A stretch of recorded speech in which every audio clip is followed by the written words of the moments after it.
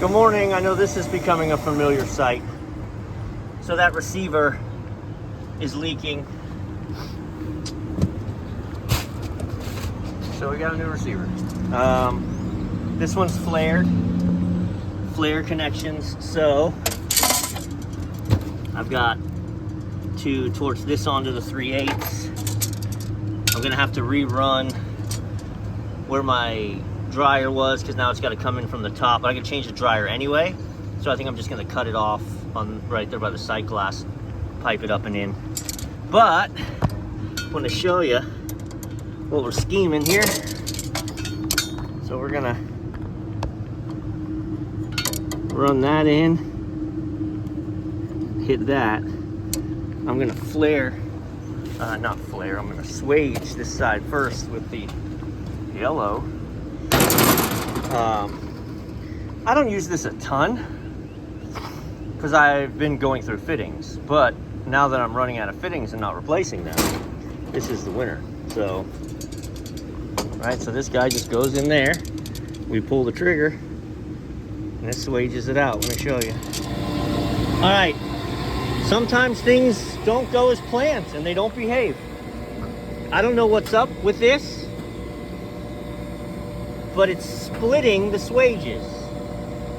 And yes, I bought the right copper. This is Refrigeration Type L copper. I said, okay, well, what if I just swage it? You know, what if something about that copper is funny? And so I swaged the original copper coming out, and you can see at the bottom, it split that. So, fittings it is. And we got it. It's uneventful. I just would have liked to be able to use, you know, the tool I paid for. So, coupler there, boom, locked in, nylog blue. Coupler there, new dryer. I was able to just leave everything where it was. So, pressure test time. All right, nitrogen in. I mean, I was able to see every bit of these, so I know these aren't.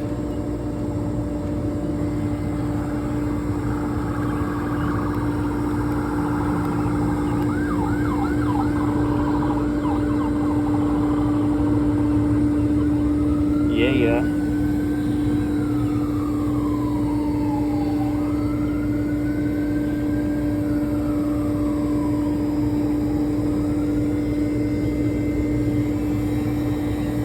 Alright, let's dump the nitrogen. Let's get the vacuum pump on it. Let's get the vacuum gauge on it. Let's roll. I'm gonna re-insulate things while we're going. We're at 495 microns on the pump, but we're at 1900 microns on my gauge, which is right there, and dropping. So I'm just gonna let it keep going. I haven't been running very long. Okay, so how I'm filling this is I'm powered off inside. I'm powered off inside, so my solenoid's closed. So I'm filling with liquid in the high side until my sight glass clears.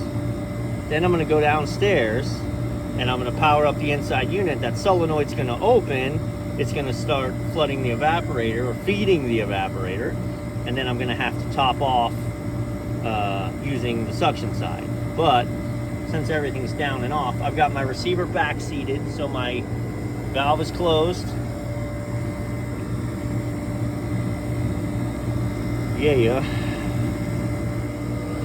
Alright, so we're getting close. So we just have to fill the receiver, right? So we're filling the receiver, and once the receiver's full, this will clear up.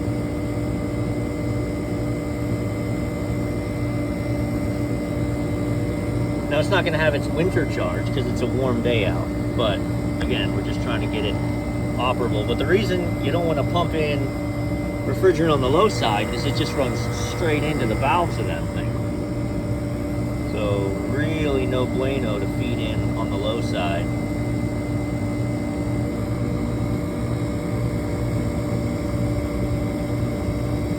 All right, we're going to let this clear up. We're getting real close, and then we're going to go downstairs and hit it. Alright, well, we're off and running.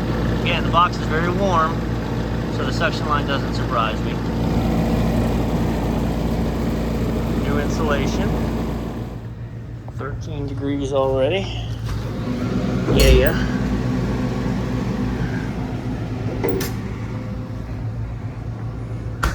Finally be done with this thing.